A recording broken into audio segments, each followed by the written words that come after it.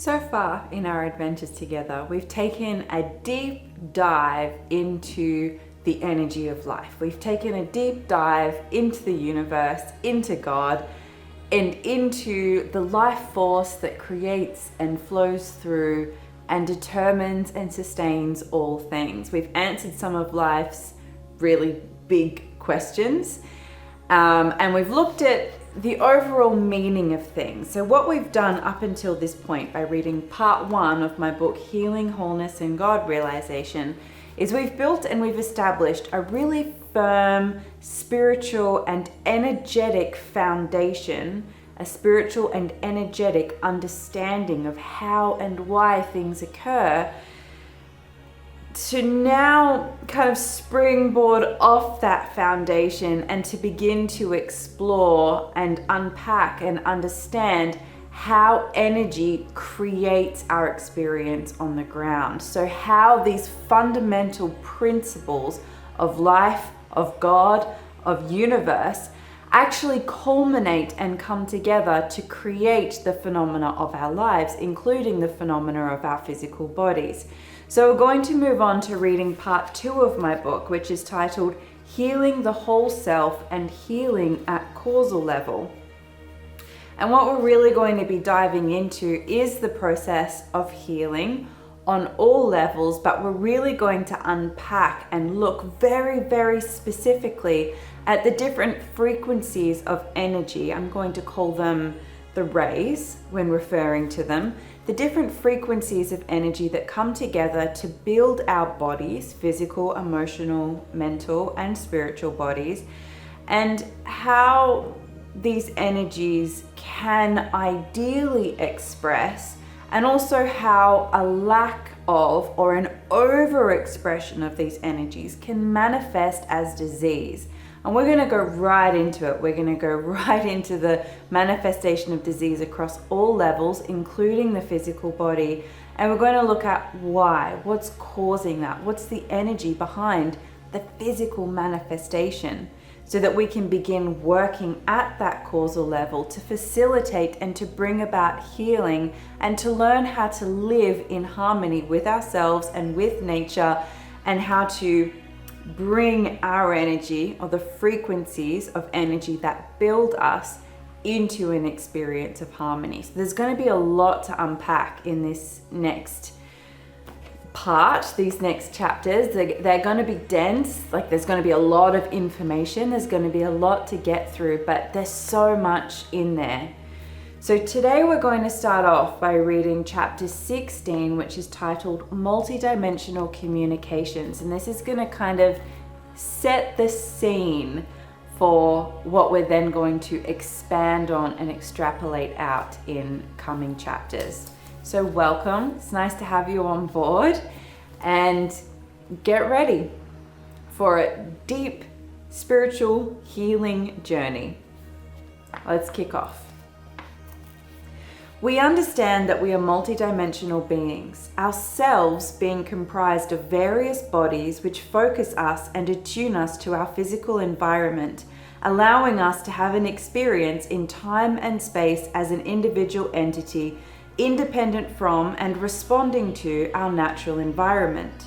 We are God exploring part of itself through the soul, which is exploring part of itself by temporarily focusing a portion of its energy into a body made of earth stuff, with the earth being the body of a great spiritual entity we call Gaia, who is also exploring a part of herself by partnering and relating with us. We know that the soul has its own goals and intentions, seeking growth and experiences which allow it to evolve and realize more of God. Each life is designed around a set of blueprints which allow for the optimal achievement of the soul's goals and requirements. Our mental, emotional, and physical bodies are built according to these blueprints, the instructions received from the soul. We also know that the physical body is of nature, and that there is a health and vitality-filled ideal expression of each body, yearning to be explored and expressed. Gaia seeks her own kind of perfection and, if left alone, the body seeks to grow, explore, and evolve into its perfection. Health, unity, and vitality are natural, and such a state is the goal and the inclination of every body. We know as well that states of disease are representations of internal states of disharmony made manifest through the mental, emotional, and physical bodies, which receive their instructions from the evolving, curious, and harmony-seeking soul. The soul carries over disharmonious energy which has been set in motion in other lives and seeks to harmonize all of its energetic output through expression and exploration in the form world. Part of the blueprint out of which our bodies are built contains the unlearned lessons, the harm which has been caused, and the consequences of choices which were previously made. In order for the soul to evolve and to serve, disharmonious energy must be harmonized through a form-focused body. Dis-ease can be the multidimensional manifestation of discordant energy seeking resolution. Does this mean that we are passive passengers, enslaved by disharmonious energy and doomed to suffer because of choices that we in this life perhaps didn't even make? Are we helpless victims to circumstance, fated to follow predetermined paths? Is it our destiny to be punished and to succumb to a life of turmoil and pain? I say absolutely not. Love and unity and joy and evolution and curiosity and a passion for living are built into our very being. The source from which we spring is all that is good and beautiful in existence. Our nature is the nature of God. Do you believe that God suffers? That God feels helpless? That God is a victim? Do you believe that nature is wrong? That nature is unhealthy and void of vitality? Do you believe that dis-ease is a natural state of being? That anything which is natural is intended only to suffer? Do you believe life itself to be a cruel mistress, birthing you into existence just to see you struggle and experience disharmony? Do you believe yourself to be separate from the love which fills and motivates everything in existence? Do you believe that humans are the one part of the natural world which is evil and unnatural? The goal and the promise are vitality, health, evolution, unity, oneness, connection, upliftment, experience, growth, insight, realization, God awakening, and beauty. This is your nature. And whatever the phenomena, the truth of your nature remains the same. To suffer is always a choice. It is never inflicted, never forced, never inevitable. If you suffer, it is because with your free will, suffering is what you choose. Joy is a much more natural state of being, freely available to you, more natural to you than suffering. But joy too must and can be chosen. We must simply remove those tendencies which cause us to choose to suffer, remove the impediments to our natural intended state of holism and health. Indeed, the form-focused bodies contain within them the coding and the ever-present inclination to express perfect health, and indeed, the indwelling entity is life force and vitality itself, sourced from and one with all that is, perfect in its unique desire to grow and evolve, as naturally sustained as existence itself. Why then do we suffer? How then does disease come about? Why is this perfect health and vitality seemingly withheld from so many here? In part, it is because of the soul's desire for experience and the soul's tendency to learn through trials and challenges. To the soul, no experience is good or bad. It simply is. And the quality of the experience is defined by the amount of growth, learning, realization, and transformation that results from the experience. In part, disease is the result of a forgetfulness on our part. We forget that we are one with the natural world, and so isolate ourselves from the very thing which can provide the building blocks for our health and vitality. We also forget that we are a soul embodied, and so we turn our minds inward and fill them with fears, letting our hearts turn cold and separate as we place negative meaning on the phenomena of our lives, thus isolating ourselves from the very source of our vitality and life force. In a large part, however, our bodies express disease as a manifestation of our beliefs, our thought forms, our fears, our painful emotions, our feelings of unworthiness, our unhealthy habits, our overexuberant faith in genetics and synthetic pharmaceuticals, and our uneasy suspicion of our physical bodies and our physical environment. Our bodies naturally seek health, but they are receiving mixed messages from us at a mental, emotional, and physical level as we squander our energy in the pursuit of the fulfillment of our fear-based patterns and programs. The manifestation of true health, which is both the attainment of health within our physical, emotional, mental, and soul bodies individually, as well as the healthy communication and unity between these various bodies, occurs when impediments to health are removed and when the instructions we are giving our bodies become clear and aligned to the love, health, and vitality which seeks expression through us. Now, it is important to note here that I am not claiming that it is wrong to experience disease or illness. It is good and sometimes right for the soul to learn, experience, and understand healing through engagement with states of dis-ease. It is also good and sometimes right that the body learns, strengthens, and evolves through interaction with certain diseased states. I am not claiming that perfect health is a pristine state of unwavering wellness, nor that it is wrong for health to waver in this way. The body evolves, the immune system strengthens, and new depths of potential are explored through engagement with certain illnesses, injuries, viruses, bacterium, yeasts, molds, and even parasites. Basically, we can either compete or we can collaborate. There is the potential for betterment in every interaction. To give an example of this, let us turn our focus momentarily to the microbes which we share our bodies with. The human body is made up of approximately 30 trillion human cells and is host to a whopping average of 39 trillion microbial cells. This means that we have more bacteria, fungi, and virus cells in and on us than human cells. We have developed from and as a result of a codependent relationship with microbes, and we have learned not only how to exist together, but how to thrive together. As we evolve, they evolve. As they evolve, we evolve. It is now well understood that bacteria are essential to life.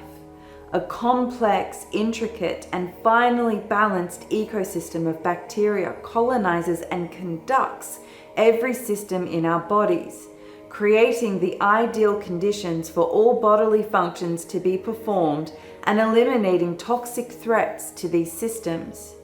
Without the right bacteria in the right balance, our bodies cannot thrive.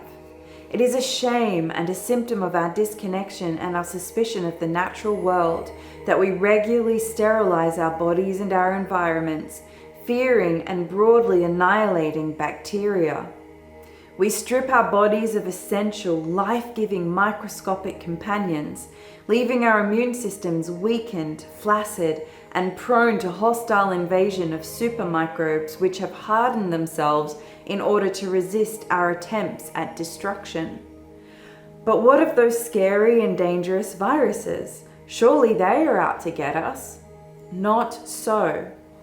It is now known that viruses have existed on this planet for at least 30 million years, evolving alongside all life forms that have existed in that time.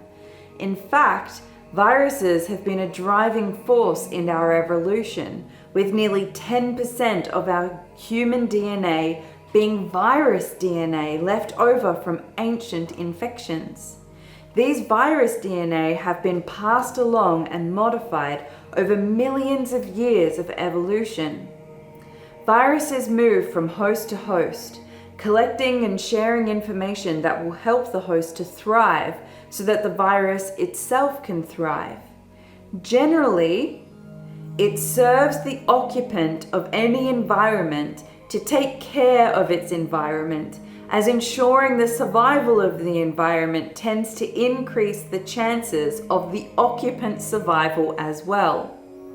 And so, a bit like a software update, these viruses can add new DNA to the host and can also help to program pre-existing DNA, triggering certain codes to be switched on or off. Traveling in this way and adding information to their bank of experience, which they've potentially been building over millions of years, viruses learn what does and does not work, and then they pass this information on, attempting to improve their living environment. An incredible co-creative and interdependent working relationship. That isn't, of course, to say that all microbes are automatically good or beneficial to human creatures, as not all microbes are equal in their evolution, their intelligence, and their desire for harmony. It is the older, more sophisticated and complex microbes which understand the mutual benefit of co-creation. Some microbes, and even humans, in fact, haven't learned to seek out collaboration and instead seek out competition. They don't yet understand that it serves them to serve and support their host. Similarly, we humans tend to compete with microbes, resisting the ways they attempt to alter us instead of cooperating with them. We fear them, we preempt them, and we seek out new ways to destroy them, anticipating a malicious and vicious attack and foregoing any potential for co-creation. Believing ourselves to be victims under the constant attack of the wild and reckless natural world, we forget that microbes can and do serve us, and we resist them at every sign of their presence. Similarly, we judge and compete with disease, resisting its lessons and the potential for healing, refusing to cooperate and to accept responsibility for the co-creation which resulted in dis-ease. Take this analogy as far as you would like, but basically it comes down to this. We can choose to either collaborate or to compete. We can accept and grow with grace, or we can suffer, struggle, resist, and claim victimhood. To compete, push against, and enter into battle with nature and with the reality of your nature as co-creator never brings about states of perfect health. To battle always results in suffering. Perfect health is forward motion and evolution through all changeable internal and external states. Just as the body tests out and refines its immunity by permitting entrance of some viruses, and just as the body reaches new heights of vitality by conquering certain other viruses with fever, there is much strength, insight, wisdom, and robustness which can be gained from participating in and experiencing dis-ease. Disease is not inevitable, and it is unhelpful to view yourself as a helpless victim when faced with disease.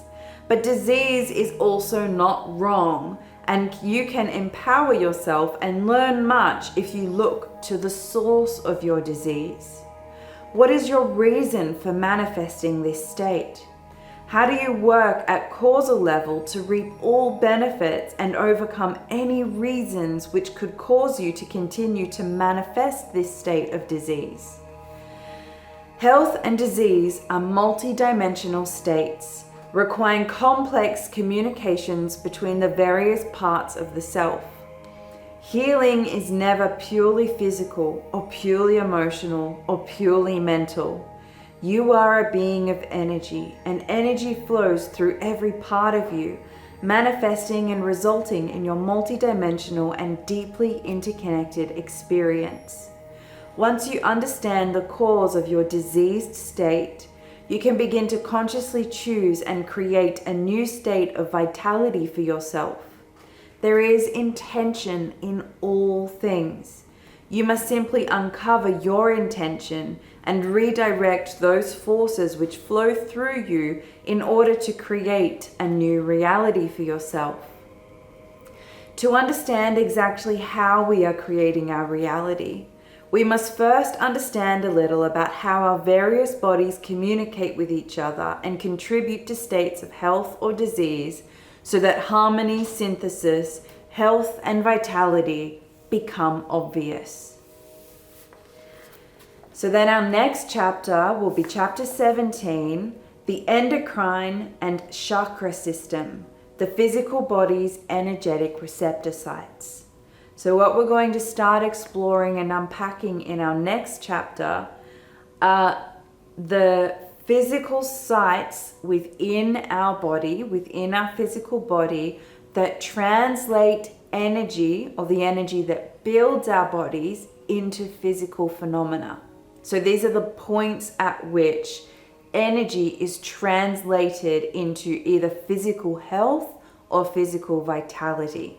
And this is a very big topic that's going to take the rest of this part, the second part of the book, to discuss and to uncover. And again, we're going to go deep into the specifics of your physical, emotional, and mental health, and definitely your physical, and unpack all different sorts of states of disease and look at exactly what energetically is causing that diseased state. So there's a lot to learn in these chapters. Get ready, but for now, we start with that.